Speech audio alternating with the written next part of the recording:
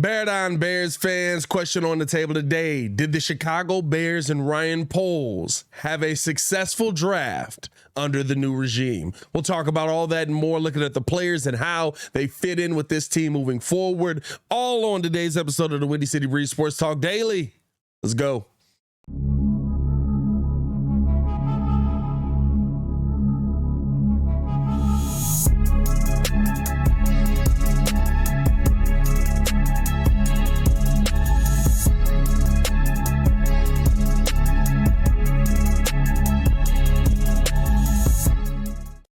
Now, if you are new to the channel, please like the video. Please subscribe to the page. We do talk Chicago sports daily on this channel. It's the only channel talking Chicago sports, how Chicago talk. So make sure that you get in tune with us, man. So I'm not going to sit here and give you a draft grade on every single one of these guys because I know that that's what everybody wants to do after the day. What is the grade, right?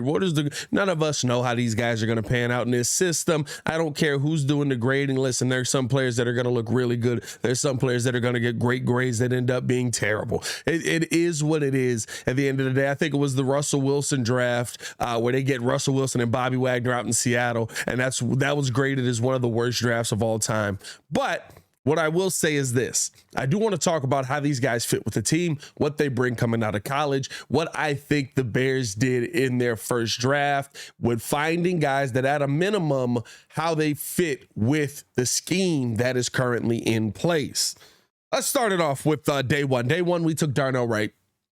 Right tackle out of Tennessee. This is a top move to me. To me, Darnell Wright is the perfect guy to pair with Justin Fields. The thing that really stuck out to me about him with his college tape, one, how he kept those big guys off of Hendon Hooker, really doing a great job there on that right side against top SEC talent, right? That needs to be brought out because, like, Braxton Jones, I love Braxton Jones. I love what Braxton Jones brought to the table. But at the end of the day, Braxton Jones played at a D2 school, basically, and didn't go up against that top tier talent. So it was really exciting to see how well he performed against the talent in the NFL, seeing as how not only did he have to take a jump in division, but also a jump straight up to the NFL. I think on the right side, now you're not going to have that same issue here with Darnell Wright. He did a great job keeping Hendon Hooker upright. And the thing that I love the most, right, whenever Hendon Hooker was rolling out, I see Darnell Wright on that right side leading the way. He's 3-4 yards ahead of him every time, knocking guys out of his way. Right, you still have to utilize the fact that Justin Fields can use his feet. I thought this was a really good day one move, and the fact that he fits perfectly with what you're already doing here with the run game, and he's going to be able to help Justin Fields in pass pro. I've heard a couple of people talk about we took him too high. You shouldn't be taking guys this early. You want to keep Justin Fields upright. We said it on the live, reacted to day two, right? That it's about offense now. The NFL, while we want these defenses to be amazing, right? The NFL is about offense at the end of the day. The best defenses are winning games 30-27, right? So let me know how you guys felt about day one in the comments below. I'll be down there talking with you as well. And if you haven't done so, hit that like button, subscribe to the page, man. We do talk Chicago sports daily on this channel. Now, day two was interesting, right? Because the Chicago Bears had a couple of trades that went down on this day, and they end up selecting Gervon Dexter, defensive tackle out of Florida. Now, to me, I think Gervon Dexter's probably a day one starter based on the situation that we're in here. He's a monster of a man, 6'6", 310 pounds. I believe he had a 4.48 or a 4.88, I'm sorry, 40 time, which is ridiculous for a man that size. I look at his game and I'm like, I hope that you're not running that much, but the fact that he has that level of speed, he had quick instinct. To me, he's more of a run stopper when I've watched a little bit more of his tape throughout the weekend, right? He's more of a run stopper to me than anything at that nose tackle position. He is going to be our 3 technique. He did do a good job of getting pressure, but didn't really get home a ton. We need somebody that's going to get home. To me, I do think he fits with the team. I think this is a development piece. I think the Bears once you once you passed on Jalen Carter at that nose tackle position, you were going with the best value that you could. I think this is a really good value pick. the hope is here that he's able to get to the quarterback more often with more help around him. But you have to have that help step up as well, right? Like, listen, he's a like I said, to me, I see him as more of a run stopper in this league. And that's not what we were looking for. I have Justin Jones for that. I have, right? Like there's guys I feel like that are here that do that. But on top of that, the Chicago Bears were terrible at stopping the run last season. So it is a point of emphasis that at least you're starting to make things a little bit more one-sided. You're trying to find guys that are making things a little bit more one-sided so that when teams do drop back to pass, Tremaine Edmonds and TJ Edwards and Jack Sanborn's coverage skills can come into play. But again, I would have liked to have somebody that's gotten to the quarterback a little bit more. Doesn't mean that he can't do it at the next level. I do like this pick. I wouldn't give it, right, if I was doing the whole grade thing, I wouldn't give it a crazy high grade, but I think that this was a solid pick for where they were at 53. The next pick, to me, is a phenomenal pick. Tyreek Stevenson, I should say. I think that he is a perfect fit for this scheme. I think the fact that you found somebody that can replace Kendall Vildor is always a great thing. Wide body, long body, 6 foot tall, 198 pounds, really, really fast, been described as stout. I thought that he was a really good pickup here at, where did we get him at? 60 or 56. We ended up trading up on this one. So we got him at 56. I thought that this was great value. I love the fact that Ryan Poles identified this guy and went after him because he didn't believe that he would be there at 61, and he's probably right. I thought Stevenson coming out of Miami was one of the better cornerbacks in this draft. I mean, interception wise, not as much, but I think that that's what we're going to be looking to Kyler Gordon more so to be. I think that this probably slates him, at least right now, as your starting slot corner.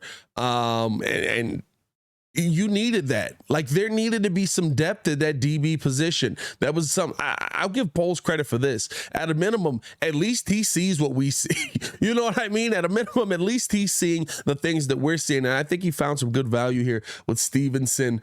The fact that you're adding a player to a secondary that already had Jalen Johnson, that already had Kyler Gordon, to be able to focus completely on the slot, I think that that's a good thing, and it allows guys to be able to play their specific positions. You're starting to piece this defense together. Hey, hold on, we got one more here. Can't forget about the man, Zach Pickens, out of South Carolina. This, to me, was an excellent pickup for a multitude of reasons. One, because I think that Zach Pickens is going to be a really good player for the Chicago Bears here out of South Carolina. I thought that he did a good job. Again, to me, more of a run stopper initially than anything. Racked up 7.5 sacks, 11 tackles for loss, forced fumble and no forced fumbles going all the way back to the 2020 season. But I think the part that gets me excited about this is Ryan Poles is identifying the depth that this defensive line needs, right? You got DeMarcus Walker, you got guys, Justin Jones on this D-line that are coming in and looking to make an impact, right? But I think on top of everything else, Dominique Robinson too, hopefully he can make a bit of an impact. But I think on top of everything else was you felt like the drop off on this defensive line was quick and vast. I mean, like, it was just like, all right, we got Justin Jones. All right, good job. You know what I mean? Like that's how I felt about this D-line. You're adding a little bit of depth here. I think that you're also adding a guy that could compete to be a starter. I don't know if he's going to be a nose tackle, but another guy that is really, really athletic, another guy that can move really well, that should be able to get after the quarterback. Again, a guy that's going to bring pressure. I don't know if he's going to get to the quarterback a ton. Didn't do that at a high rate in college, but at the same time, right now you're putting two athletic guys on this defensive line at the same time. They'll be able to feed off of each other, hopefully be able to get to the quarterback. I thought this was another really, really good pick by Ryan Poles, and especially for where he's at, especially with the value that's there. You're going with this defensive tackle market, and you're doing this in the 50s and 60s. You know what I mean? Like we all saw, right, that your top names went in the first round. After that, where were you going to go? And the thing that I like about both of these guys that Ryan Poles said is there's a little bit of growth. There's a little bit of room for development here with both of these guys. There's a little bit of room for size growth with both of these guys, right? I'm talking about just like muscle mass and stuff like that. I'm not even talking about their game, right? Of course, there's room for development with their game, but he was talking about how these guys can still get bigger and still maintain the speed that they have. So that excites me even more coming into this, right? Because now it's like, okay, yeah, he's going to be able to get bigger. They're going to be able to get stronger, but they're going to still be able to be as fast as they were coming out of college. That excites me so much because that means you got bigger bodies getting through the line, being able to attack the quarterback. Let me know how you guys feel, man, about that in the comments below. I'll be down there talking with you as well. We're through the first 4 picks, and I think that Ryan Poles had a pretty good draft. That brings us down to number 115. Dang it, Ryan, you did it again. This is what I love to see. This is what I love to see. We were so upset. How are we going to replace David Montgomery? We can't replace that level of production, which was crazy to say. We can't. Where are you going to find a guy that's going to be what David Montgomery was for the Chicago Bears? Well, you found him here at 115 in Roschon Johnson out of Texas. I mean, he was a guy that literally made guys miss. Also could go through guys in college. I love the fact that we went out and got him at 115. This is where you draft your running backs. Guess what? In 4 years, we're going to be talking about Roschon Johnson the same way as we were talking about David Montgomery. Oh my God, how can you move on from Roschon Johnson? How can you not replace this guy? This is what running backs are in today's NFL. Would Bijan Robinson have been a really nice back for the Bears?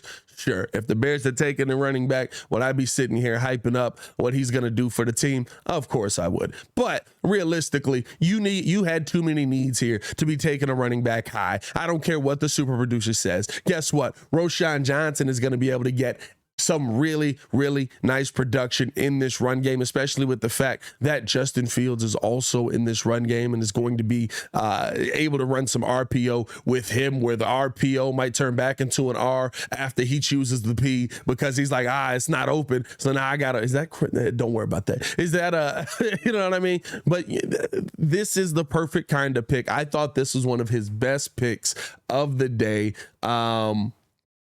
And listen, he was a guy that ran behind Bijan at Texas. So what do you, right? Like, are we really upset? I'm not upset at all by this pick. I thought that this is the perfect pick for the Chicago Bears. He had a 45% missed tackle rate, according to PFF, led all running backs in the country with at least 190 attempts.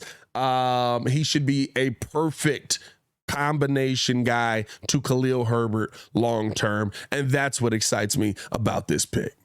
And then I thought here's the thing. I thought Poles attacked the offense expertly on day 3. Because finishing it out, right? You go with Tyler Scott out of Cincinnati. Now, I'm not going to sit here and act like Tyler Scott was this big guy on my radar, but when I watched this guy's tape after the draft and everything was over, you went out and you got a guy that's got speed. You went out and got a guy that's going to be able to take the top off of defenses. You went out and got a guy that got good yak. You went out and got a guy that was in the end zone. You went out and got a legit wide receiver threat. And I think this might be the one that I would watch for steal of the draft. Shout out to Tyler Scott out of Cincinnati, man. I think that this one might be the steal of this Bears draft, steal of the draft in general, because I think he's going to be a receiver that people are going to look at with the upside, and that if Justin Fields is able to bring the most out of him, you're going to be talking about him as possibly being our number 2 wide receiver by the end of this, which probably means, right? And I think Wani said something to the effect of, this probably means there's somebody in the room that they don't like. It probably does, right? Which maybe makes me a little nervous on my Chase Claypool prediction, because I definitely don't feel like they don't like that they don't not like Darnell Mooney. So to me, it makes me a little nervous on my Claypool prediction, but I think at the end of the day, he's going to be a guy that's going to develop. His potential to me is monstrous. I think that he's going to become quickly one of Justin Fields' favorite targets, and I think that this opens up the team to me to having more weapons underneath. Right, you're able to run Claypool a little more underneath. You're able to run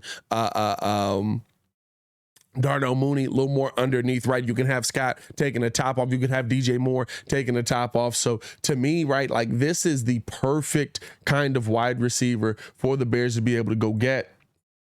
And I think the main thing here is, right, adding value weapons to your offense without, and my bad for looking away from y'all. I'm looking at the computer here. Adding value weapons to your offense without overpaying for them, without putting yourself in a position where you're going to sit there and have to grade this guy on a scale that he's not needed to be on, right? To me, Tyler Scott comes out, what is he, 5th round basically, and he's going to be a guy that is going to have the opportunity to grow with Justin Fields, get in there and work. He said this is where he wanted to come the entire time. I love that story as well. So I think that the Bears got a great one here. And then at number 148, listen, Noah Sewell is a get.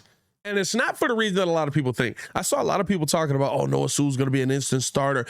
Why would you go get Noah Sewell now when you already invested so much in your linebacker position, when you already have Jack Sanborn, when you already have TJ Edwards, you already have Tremaine Edmonds? This is why I love this pick. Noah Sewell, to me, one guy that can get after the quarterback, but people are questioning what he's going to be in coverage. But he's going to have time to develop in the NFL. He's going to have time to become the player that he will finally become at some point, hopefully in a Chicago Bears uniform. And he's going to be able to do that while playing from behind 3 guys that I think are already in this system and are really, really good. In Sanborn, I think he's the smartest linebacker that we've got. I'm going to be honest with you. He's one of the smartest linebackers in the NFC, if we're being 100% honest, when you watch how he's taking angles and different things like that and attacking on the ball to make up for the lack of athleticism. I think that to me, when I see Tremaine Edmonds, when I see TJ Edwards, I love having those guys in the starting lineup, but there was no depth at that position. None. There was no depth at the linebacker position. I was coming into this draft and this offseason like, okay, we got these guys. I love it. What if one of them gets hurt? Then what are you going to do? This is how you're creating depth. I think that this is going to be a really good opportunity for Noah Sewell to show everything that he's going to be able to do. Of course, his brother Panay plays in Detroit, which I kind of like that as well. I like the brother matchup. We lost the last one to me with the St. Brown matchups. We're probably not going to win that one, but I think that we've won this one here. Well, we ain't won nothing yet, but I think that at a certain point, we'll be talking about winning this one here. I really like what Noah Sewell's future can be, and I think that the main thing is now he gets the opportunity to learn. He gets afforded the opportunity to sit behind 3 guys that are going to be pretty good linebackers in this group. And to me, I think that adds a little bit of depth. Hopefully we don't see him in the starting lineup this season because all of our linebackers end up being healthy. We'll probably see him at some point though, because that's just not realistic. But I think that the main thing here is, you're getting guys that can rotate in and rotate out and keep that consistent pressure. That's the one thing that Philly was able to do with the D-line, with the linebacking core. You saw guys swapping in and swapping out, and you're like, that's just as scary as the dude that just went out. Like, what the heck? How are you able to keep these guys loaded up? This is how you keep them loaded up. You keep everything in the draft that you have available to you. And then finally, Bears finished off the day with Trell Smith, DB out of Minnesota. I like this pick as well. I don't know if Trell Smith is going to be a guy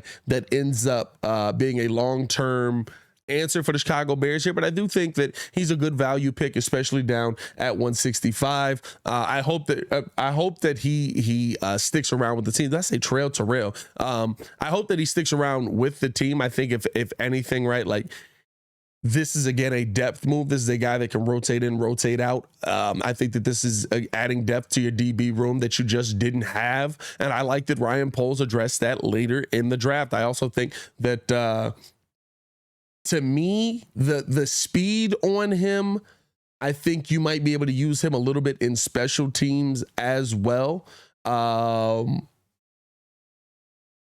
I'm not going to sit here and act like I've got like this in-depth tape breakdown or rap sheet on Terrell Smith. I thought that this was a solid depth move to me. And guess what? When you're at the end of the draft, that's what you want to see. You want to see solid depth moves. You want to see guys. Listen, I would love to see guys that are all going to be starters here, but I think realistically, when you look at this thing coming down to it, you're talking about adding depth at the end of this draft that I think will be on the team.